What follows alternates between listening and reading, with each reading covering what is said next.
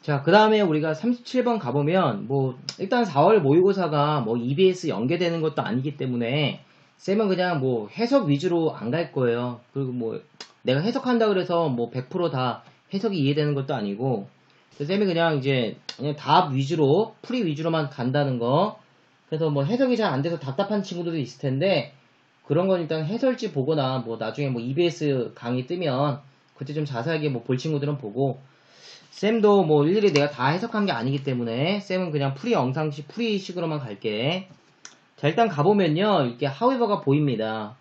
however가 보이기 때문에 앞 내용은 일단 맥락을 잡기 위해서는 읽긴 읽어야 돼요. 맥락을 안 읽고 이렇게 답을 찾을 수는 없기 때문에.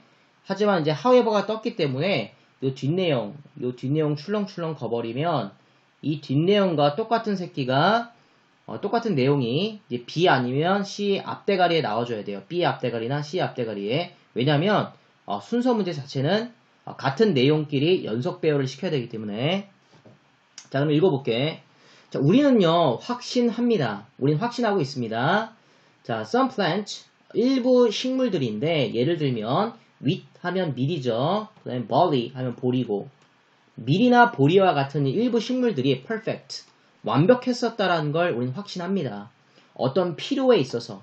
자, 누구의 필요냐면 first farmer 최초의 농부들의 필요에 있어서. 자, and 나왔으니까 병렬 구조 잡아야 되는데, 자, perfect 이걸 이제 보어 1로 잡으면 우리 어몽이 이제 보어 2로 잡힌 거예요. 왜냐면 among the first에서 전명구. 자, 전명구도 보호 역할을 할 수 있기 때문에.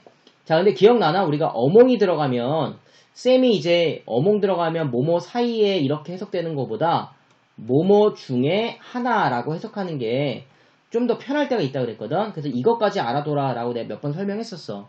자, 그럼 이거는 지금 이렇게 해석해야 되거든.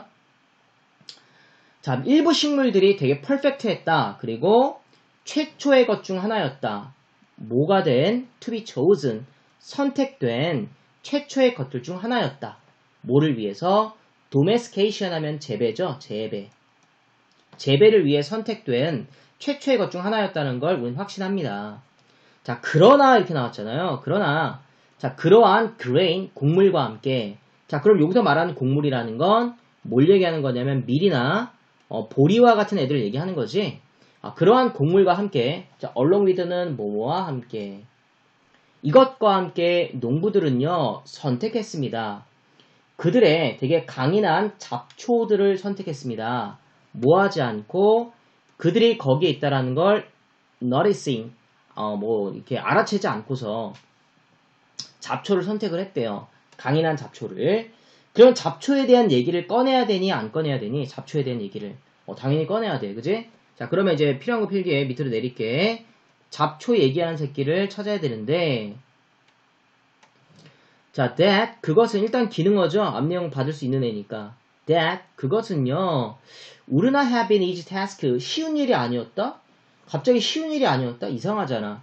그럼 C를 보니까 that 똑같이 대신데 그것이 곳이다. 어떤 곳이냐면 lie라는 게 밑에 나와 있어요. 호밀이라고 돼 있는데 이 호밀이라는 거의 역사가 시작된 그런 곳이었대. 또 빼박으로 B가 아니라 C가 될 수 있는 이유가 B를 좀 더 읽어보면 자, 그건요 쉬운 일이 아니었고요. 결과적으로 이 호밀이라는 게 주된 잡초 중에 하나가 됐대. 이게 먼저겠니? 아니면 호밀의 역사가 시작된 게 먼저겠니? 호밀의 역사가 시작됐다. 즉 호밀 얘기를 먼저 꺼내는 애가 우선순위겠지. 그러니까 B가 아니라 C로 가야겠죠. 무조건. 그죠? 그래서 내용을 잘 모른다 치더라도 일단 C로 가야겠고, 그 다음 C를 그럼 좀 읽어보면, 자, 이때 lie라는 게 호밀이었어요. 호밀 맞지? 호밀. 밑에 주석 나와 있으니까. 자, 호밀의 어떤 선조들. 자, 호밀의 선조라는 건 호밀이 만들어지기 전에 어떤 잡초나 이런 걸 얘기하겠죠? 호밀의 선조들이 매우 비슷해. 뭐랑? 밀이랑 보리랑 비슷했기 때문에, 자, 그것들을 제거하기 위해 고대의 population, 고대의 인구라는 건 고대의 사람들을 얘기하는 거예요. 그 다음에 fertile crescent는 이 초승달처럼 생긴 지역을 얘기해. 그러니까 어떤 땅의 지역이야. 독해 주변에 가끔씩 나오는 표현인데 fertile crescent는 그냥 땅 지역이라고 보면 돼. 이 지역의 고대 사람들은요 would have had to 찾아야만 했습니다. 자, 여기서 연결고리 잡을게, 이제.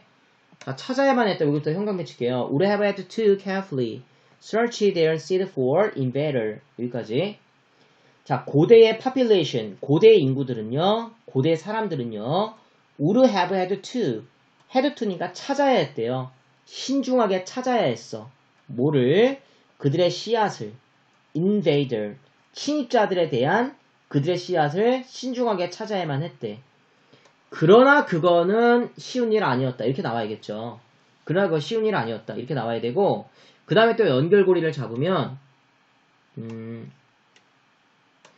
자, 이 부분인데, 여기부터 읽어볼까? 이 호밀이라는 건 go along for ride 했다.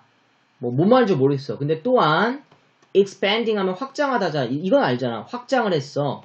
그것 자신의 어떤 분포 지역을 확장했다는 얘기는 이제 널리 퍼졌다는 얘기죠. 그래서 지역이란 또 표현이 나왔고요. 에어리어라는 표현이 좀 추운 지역, 그 다음에 좀 비옥하지 않은 좀 척박한 땅에도 이게 도착을 했대.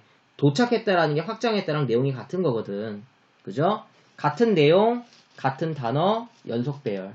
그래서 C, 그 다음 BA 이렇게 가야 돼. 내용 잘 몰라도 일단 같은 내용끼리 맞추면 이렇게 된다는 얘기야. 정확한 내용을 모르더라도. 다음은 5번이에요.